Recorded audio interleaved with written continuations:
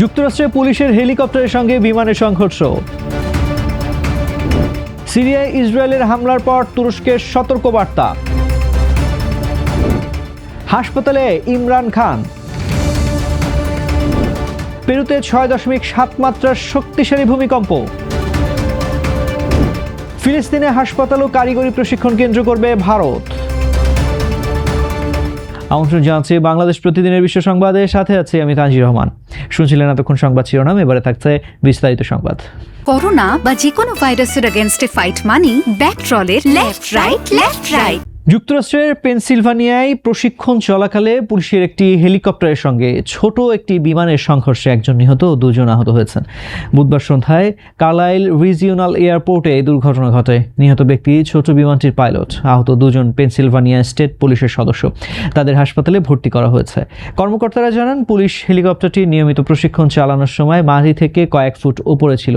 এ সময় দুই আসনের সেনারা সেনসা 150 বিমানটি রানওয়ে থেকে উঠে ডান দিকে মন নিয়ে পেছন থেকে হেলিকপ্টারটিকে আঘাত করে। দুর্ঘটনার পর হেলিকপ্টারের দুই পাইলট আটকা পড়লে উদ্ধার করা হয়।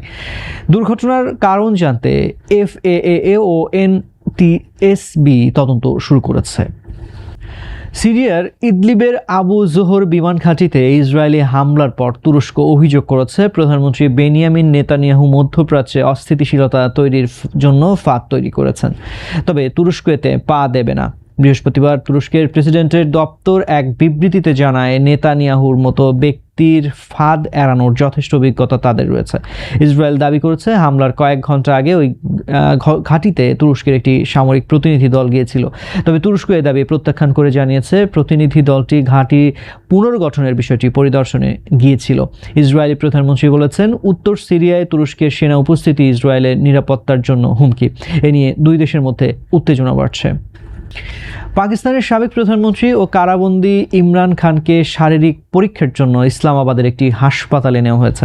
শুক্রবার ভোরে তাকে আদিয়ালা কারাগার থেকে শিফা ইন্টারন্যাশনাল হাসপাতালে নেওয়া হয় বলে জানিয়েছে তার দল পাকিস্তান তেহরিক-ই-ইনসাফ। PTI জানায়, সুপ্রিম কোর্টের আদেশের পর ইমরান খানকে হাসপাতালে নেওয়া হয়েছে। 73 বছর বয়সী ইমরান খান 3 বছরের বেশি সময় ধরে কারাগারে রয়েছেন। তার শারীরিক অবস্থার অবনতি হয়েছে বলে দীর্ঘদিন ধরে অভিযোগ করে আসছেন সমর্থকেরা। হাসপাতালে নেওয়ার ঘটনাকে PTI ও পাকিস্তানের শক্তিশালী সামরিক প্রতিষ্ঠানের মধ্যে চলমান উত্তেজনা কমানোর সম্ভাব্য পদক্ষেপ হিসেবে দেখা হচ্ছে। পেরুর দক্ষিণাঞ্চলে 6.7 মাত্রার শক্তিশালী ভূমিকম্প আঘাত এনেছে। বৃহস্পতিবার স্থানীয় সময় দুপুর 1টার দিকে আয়াকুচো অঞ্চলে ভূমিকম্পটি অনুভূত হয়। রাজধানী লিমা সহ দেশের বিভিন্ন এলাকাতেও কম্পন অনুভূত হয়েছে। যুক্তরাষ্ট্রের ভূতাত্ত্বিক জরিপ সংস্থা USGS ভূমিকম্পটির মাত্রা 6.7 জানালেও পেরুর ভূ পদার্থবিজ্ঞান ইনস্টিটিউট জানিয়েছে মাত্রা ছিল 7.2। পারিনাকোচাস প্রদেশের কোরাকোরা শহরের প্রায় 35 কিলোমিটার উত্তরে 108 কিলোমিটার গভীরে এর উৎপত্তিস্থল। এখন পর্যন্ত হতাহত বা বড় ধরনের ক্ষয়ক্ষতির খবর পাওয়া যায়নি। গভীর উৎপত্তিস্থলের কারণে ভূপৃষ্ঠে কম্পনের প্রভাব তুলনামূলক কম পড়েছে। সতর্কতামূলকভাবে জনগণকে প্রস্তুত থাকার পরামর্শ দেওয়া হয়েছে। ফিলিস্তিনে উন্নয়ন সহযোগিতার জোরদারের 2টি সমঝোতার স্মারক সই করেছে ভারত। এর আওতায় জেনিনে 200 শয্যার একটি সুপার স্পেশালাইজড হাসপাতাল ও একটি কারিগরি ও বৃত্তিমূলক প্রশিক্ষণ কেন্দ্র স্থাপন করা হবে। বুধবার এই চুক্তি সই হয়। হাসপাতালটিতে ট্রমা সেন্টারও থাকবে এবং জেনিন সহ পার্শ্ববর্তী তুলকারেম ও তুরাসের মানুষ চিকিৎসা সেবা পাবেন। এছাড়া ফিলিস্তিনের ন্যাশনাল প্রিন্টিং প্রেসের অধীনে স্থাপিত প্রশিক্ষণ কেন্দ্রে মুদ্রণ খাতে কর্মসংস্থানমুখী প্রশিক্ষণ দেওয়া হবে। ভারত ফিলিস্তিনের স্বাস্থ্য মন্ত্রণালয়কে জনজীবন রক্ষাকারী ও ক্যান্সারের ঔষধও দিয়েছে। একই সঙ্গে কৃত্রিম অঙ্গ সংযোজন ক্যাম্প ও গাজায় ভারতীয় ফিল্ড হাসপাতাল মোতায়েনের বিষয়েও আলোচনা হয়েছে।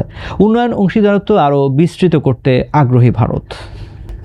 দর্শক, এই ছিল আজকের বাংলাদেশ প্রতিদিনের বিশ্ব সংবাদ। সবশেষ খবর জানতে চোখ রাখুন বাংলাদেশ প্রতিদিন ফেসবুক পেজ ও ইউটিউব চ্যানেলে। এতক্ষণ সঙ্গে থাকার জন্য ধন্যবাদ সবাইকে।